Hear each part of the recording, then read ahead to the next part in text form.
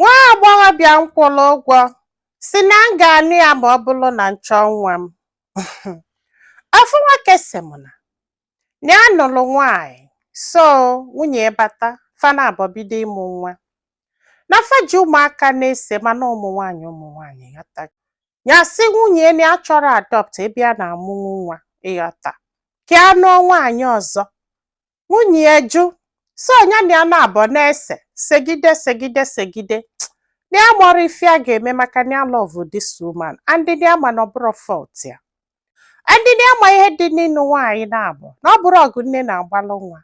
Ya wee nọla na wee na-eche kedu ihe a ga-eme kịta ka nwunye wee do happy ịmagolu ka nya nwa wee dukwuo happy.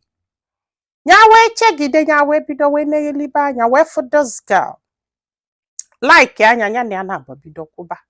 Ya wee gwa ya wee sị ya na ya ga-akwụ ya 2.5M ma ọ bụrụ na o kwedo ime mụọlụ ya nwa nwoke. The girl kwelu, ịghọtago ka ha kwụsịrị. So kwana ha wee bido na-akwụkwugide the girl dị ime. Site n'ike nke Chukwu the girl mụọ nwa ọbụla nwa nwoke. Mana ihe ha kwuru bụ na ọ bụrụ na ọ mụọ nwa afọ dị 8 years ya abịa dulie. Na ihe anọwa bụ ihe ha kwekọrịta.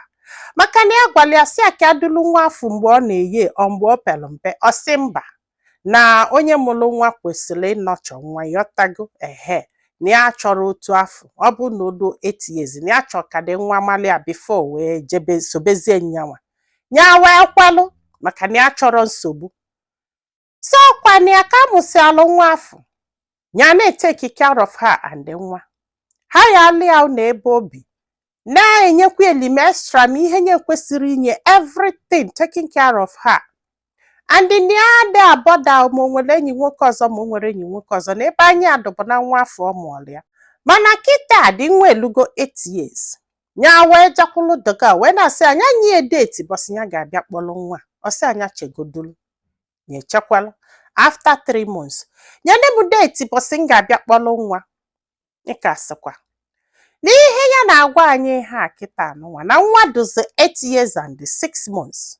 So kwani ya wee na-ayọ this girl nzadaka nza ya nye date ka abịa dulu nwa ya. O welu ofu mbọsị wee sị anya bịa ya wee jee maka na ya gwara ya sị ya na ọ bụrụ kịta na o dunyerezie nwa afọ na ya ga-ewenyikwa onu yọtago onye dulu nwa afọ from school. Ịmago ya just iti obele egwu. O wee kpọnya wee sị ya na adụ sorry. Na ihe anwa ha kwuru bụ 8 years ka abịa dulu nwa. Na ekwerozi o. Na ekwero. Na ọ bụrụ na ọ chọrọ nwa afọ na ọ ga-anụba nyanwa. After all na nwunye ya mụtarala ya nwoke. After all na o nwero choice. Kọba nnọọ kọgide kọsịa. Ya gwesịa na ihe a bụrụ ihe anyị kwu. And na akwụ ụgwọ ihe gịnị a na-abọ kwuru. Ọ bụ ịghọtago. Ọ sị m na ịgwa m eziokwu. Na ọ bụrụ na ya maalụ na ya kali record all these things ọ ha ede sign ya. Mana ha ederede na ha signere ịmagonu 8 years ago. Think about it. Na all this record aka dụrụ etu afọ si wee dị yọta na.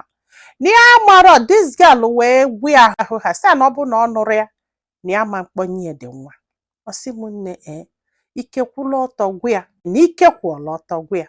Na ya mara ihe na-ewu ya iwo. Na ya mara ma etu the girl si agwazi okwu ịmagolu I don't care. Ịghọta na ya ji anụ n'isi o. Bụ ihe na-ewu ya. Ka ọ nọọ agreement fanabụ. Bụ ihe na-ewu ya because na ọ bụgodu na ya decide ya ka anọ this girl na etu o si akpasazi ya agwa. Na ịgwa m eziokwu na 3 years after mgbe nwa ya lụ 3 years plus ka agwa ya bido change. O bidozie na-agwa okwu anyhow. Na-demand anyhow. Ịmagolu nya na-ejikwe maka na ya maala ebe anyị ya dị. Na kịta ka this girl gwara ya ihe ọ chọrọ. Ọ sị m ike kwụla ọtọ gwa ya na ya mara ife ya ga-eme. Na ya mara ma ya wepụ okwu court ịghọtago. Na ya lụọ court na ya ga-ekpegbu. Na ya mara onye a ga-ajụ ịghọta before ya wee chọba lawyer. Ya wee sị ka ya mara ife ndị mmadụ lụ. Nwanne m kedu ife ịlụ? Kedu ihe ọ dọgo ka this guy mee?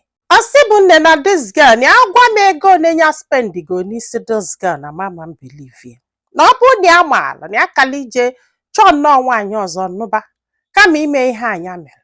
Ịghọtago na kịta anụnwa na ịnụzi awụ by fire by ịghọtago na o nwee ka ọ dị na ọ bụrụ na o dobere ọnụ ọfụma ịghọta na si n'ụzọ kwụ ọtọ wee bata na ya nwere ike gwa nwunye nkwelụ, mana kịta anụnwa o bidogolo ọka batara wee blọgụ wee na-abata na ya na-eche na anụ bịa na nsogbu ga-adị na ọ ga-abata bie kpọdo bie isi na ọkwa ịghọtago na ọnya bụzi ihe nye jirezi chọọ ya na ọ bụrụzi dị sef maka nwa afọ maka na etu o si eme omume na ọ bụrụ nwaanyị ya na mmadụ ga-ebinwu. N'ihe a chọrọ ịma bụ ọnya kpofu this girl court mana e nwere evidence akwa ịghọtago ka onye ji eme n'ego this girl nọ bịa na nwunye ya ga-ekwe maka na nwunye ma ihe dị n'ala maka na ka this girl bidoro fechebe isi kpaka ka ya kọlụ nwunye everything na nwunye mere understand mana ya na the girl emere agree na ya ga-anị ya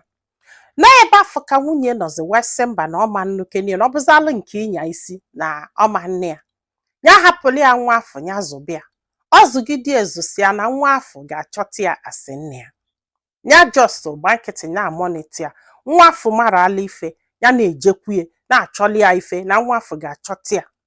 Ịghọtago mana ịmagodo na nwunye ya mụtara nwoke na ya mara ma alụ onunwa ọ na-akpali ya ma ọ na-akpali ya maka na ọ chọrọ the girl. Ịmagodo ụmụ nwaanyị ka mbịa anything mana ya nnekwa anya ife dị umeanụ na-agụ ya no make sense ka onye wepụ this girl court ka fa kpebie ọ bụ na ya kpegbuo fine ọ bụkwa na o kpegbuo onye fine.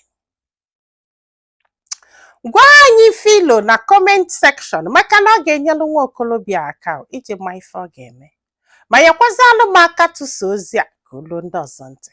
Ndị be anyị daalụnụ ka ọ dị n'ụbọchị ọzọ.